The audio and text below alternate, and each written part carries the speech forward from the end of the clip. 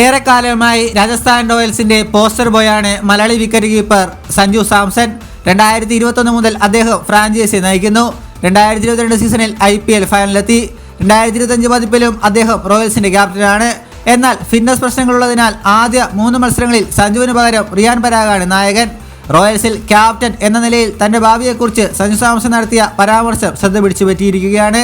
2025 IPL റോയൽസിന്റെ വെല്ലുവിളിയെക്കുറിച്ച് സംസാരിക്കുകയാണ് ക്യാപ്റ്റൻസിയെക്കുറിച്ച് തന്റെ ചിന്തകൾ പങ്കുവച്ചത്. രാജസ്ഥാന്റെ നായകനായി എല്ലാ കാലവും എനിക്ക് തുടരാനാവില്ലെന്ന് സ്റ്റാർ സ്പോർട്സിൽ സംസാരിക്കവേ സഞ്ജു പറഞ്ഞു. 2ാം സീസണിലും രാജസ്ഥാൻ റോയൽസിനെ ക്യാപ്റ്റനായ ശേഷം ഞാൻ ഒരു കാര്യം ചിന്തിച്ചിരുന്നു. റോയൽസിന് നായകനായി എക്കാലവും തുടരാനാവില്ല. സമയമാകുമ്പോൾ ആരെങ്കിലും വരും, അവരെ വളർത്തേണ്ടതായിട്ടുണ്ട് എന്നായിരുന്നു സഞ്ജുവിന്റെ പരാമർശം.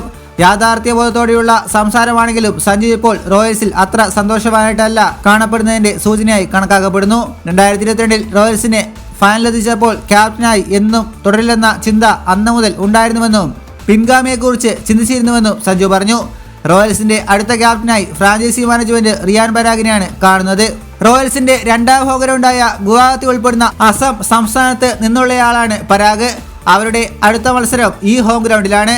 അസമിൽ നിന്ന് ഇന്ത്യൻ ക്രിക്കറ്റ് ടീമിലെത്തുന്ന ആദ്യ താരമെന്ന നിലയിൽ പരാഗിന് വലിയ സ്വീകാര്യതയുണ്ട്.